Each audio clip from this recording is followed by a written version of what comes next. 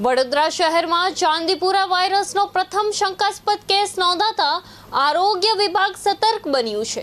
ભાયલી વિસ્તારના 3 વર્ષના બાળકમાં ચાંદીપુરા વાયરસ જેવા લક્ષણો જોવા મળ્યા બાદ તેને સારવાર માટે હોસ્પિટલમાં ખસેડવામાં આવ્યો છે।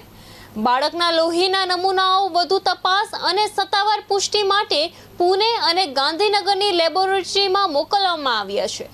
હાલ રિપોર્ટની રાહ જોવામાં આવી રહી છે।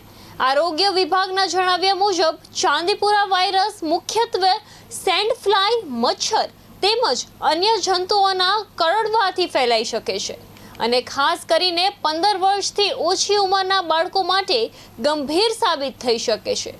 તીવ્ર તાવ, ઉલટી અથવા આંચકી જેવા લક્ષણો દેખાય તો વિલંબ કર્યા વગર તાત્કાલિક હોસ્પિટલમાં સારવાર લેવા આરોગ્ય વિભાગે અપીલ કરી છે।